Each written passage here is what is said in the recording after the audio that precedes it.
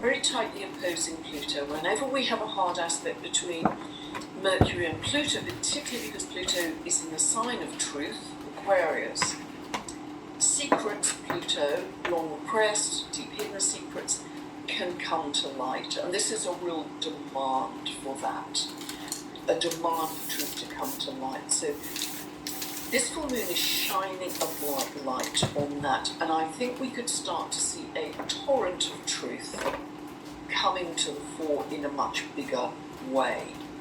And what I find interesting right now, I talked a few videos ago about don't get distracted by the zigzags, because there are going to be many zigzags in the narrative of, is he a good guy? Is he a bad guy? He's a good guy today, he was a bad guy yet. It's just exhausting. We're giving away our power to external authority. It really is exhausting. And, it almost just doesn't matter really. But what is helpful here is, just like the pandemic created a boomerang effect, a craving for human connection after the lockdown, what we wanted was human connection. We wanted hugs, we wanted laughter with other human beings physically, didn't we? I mean, I certainly did. Many people did. And that's what spawned a lot of groups who believed in the same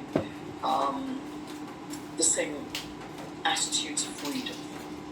So in the same way, all of these wild zigzags of which side of the political spectrum are you on, which has been highly polarized, particularly in America, but actually these things are happening all over the world.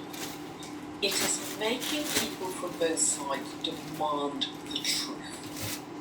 So this is actually acting as a catalyst for unity, because more and more people, irrespective of their political orientation, are demanding the truth. And that's true right across the world now. Right across the world. But it's very obvious in America right now. And that is a unifying principle. So just notice how these chaotic challenges always act as catalysts for our greater good to move us towards unity consciousness and greater human connection. Really, really important. So here we have a beautiful grand trine in air. We have Uranus Sedna, 1 degree of Gemini, Mars, 1 degree of Libra, Pluto, 2 degrees of Aquarius. So when you have a grand trine, this is something where the energy really flows. So this is beautiful. This is about air, is about the element of air is about ideas and inspiration. It's very future-oriented, both because of Uranus and it rules Aquarius. Very future-oriented. It's around themes of freedom, truth, authenticity, community, all of those things. And it's visionary. This grand trine is visionary. And Mars acts as a trigger, really, an initiator for a lot of these ideas. It's very exciting. And Mars in Libra, although it's in its detriment and in a personal birth chart, it can be sometimes tricky because you can be conflicted around issues of anger and aggression, and it's usually because you experience anger and aggression in the early home, whether that was spoken or unspoken. You can often end up as the peacemaker. You wanted to smooth it over. That's in a natal chart. Here it suggests actually more collaboration, coming together. So does Gemini, social contact. So does Aquarius, community. So we are dreaming up. It's this inspiring, visionary generation of ideas, a lot of which may come out on social media, Gemini, Aquarius. A lot to do with our awakening, our freedom, our future. Really exciting. So that's an immensely positive aspect of this full moon in Aquarius. We have a very strong aspect between Mars and Saturn Neptune here. Now, the more challenging side of this is that this could actually be aggression at sea, aggression Mars, Neptune at sea. It can be aggressive action taken with poor judgment, precipitously.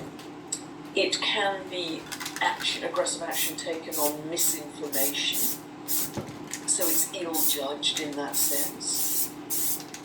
So, but it can work beautifully in terms of our actions become more compassionate and more spiritual and more grounded. So, we may practice more yoga, more Tai Chi, we may go down to the local food collection point to give out food to people in need, we may join the soup run to help people in need, that kind of spiritual action which is grounded.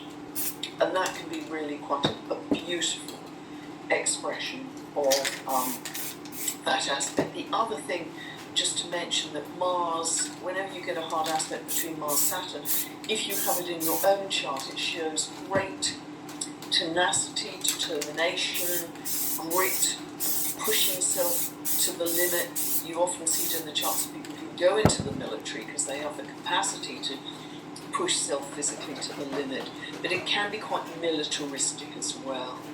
And this is on the midheaven of the American chart for the 4th of July 1776, Philadelphia, 5:10 in the afternoon, and Neptune and Saturn are at the IC, the base of that chart, where they will stay for some months. And of course, we've had immense flooding in the US. I mean, Texas, even New York. I mean, there have been many areas of America that have had some highly unusual and excessive flooding. Saturn, Neptune sitting at the IC, the land, the base of the chart. Okay, so other things to mention here. We have conjunct the South Node, we have Orcus, and Orcus is the Etruscan god of the underworld, who takes those who have violated sacred or divine law, takes them down to the underworld, and makes them see the truth. Again, we have the theme of truth. And if they see the truth, then they can come back up to the light, but if not, there will be some enforcement of justice. That's really the myth of Orcus, and it's very interesting here that this Saturn-Neptune conjunction is in also a quindicile, this sense of upheaval or churn or obsession. Quindicile can be an obsession around those issues. Who has broken divine and sacred law? So this quindicile is only connecting to Orcus because it only has a 2-degree orbit. Either way, it's too far to bring in really the South Node. But because Orcus is conjunct the South Node, there is a feeling of karma. There's a feeling of karma here and debts needing to be paid. I think that's an important part of this too. And let's not forget, beautiful, beautiful, beautiful Chariklo, who we haven't talked about for some time. Chariklo, wife of Chiron in myth, connected to the Buddhist eternal state of being through her silence and her high frequency. She was able to heal people, including helping to heal Chiron, just through her state of being. And that Buddhist stillness and silence is always there for us. Always there. It's really calling us to drop into that. Just taking a few deep breaths will drop us into that beautiful, silent, still state of being. To go above the hubbub, above the zigzags, the noise, the crazies, sitting there conjunct this full moon. It's a great reminder of where we need to go frequently in our day just to experience that. And just as a reminder, I think it's a helpful stepping stone. I'll put the Yogic Baby Belly Breath video that I posted some time ago beneath this video, because it's just a very simple reminder of how we can drop into that state and then drop into the silence. No, and So that was the. really, I thought that really beautiful. last time it was the best spot. Pardon me? The other Last thing time I'm that's just when I had the reminded best of is our sales or choices, whatever. Gemini. Really be conscious Said I had the most sales all at of that your place last time. choices Yeah, right. as we move through these times. No, They I are have anything so this time. vital. This is an incredibly condensed Yeah. period of accelerated evolution for humanity. We are already in the rehearsal. We don't get a second one. This is it. We're in the process of evolution. We're in the mush of the caterpillar. We don't go on to another rehearsal and another rehearsal. We're in it now. That's why things feel so intense and condensed. So stay on your eagle's perch. Observe how you're moving through your day. Observe your feelings and emotions. Observe whether you're living in your truth and your authenticity. Observe your emotional state, because everything cascades from that. And I can probably stop sharing here.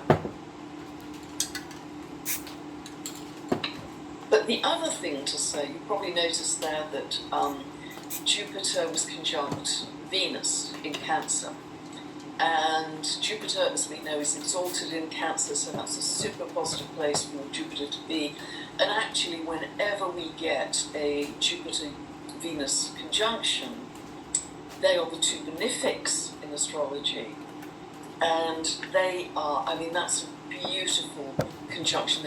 They're both coming to be conjunct on the 11th and 12th of August and 14th of Cancer.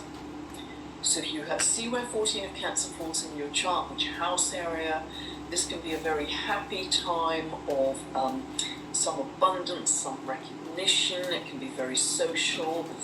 It can be even romantic, super positive. And if you have a planet at 14 degrees of Cancer, 2-degree orb either way, this can be really beautiful, because that conjunction doesn't always happen. Obviously it happens fairly regularly because of the orbit of Venus, but it doesn't happen always when Jupiter is in Cancer,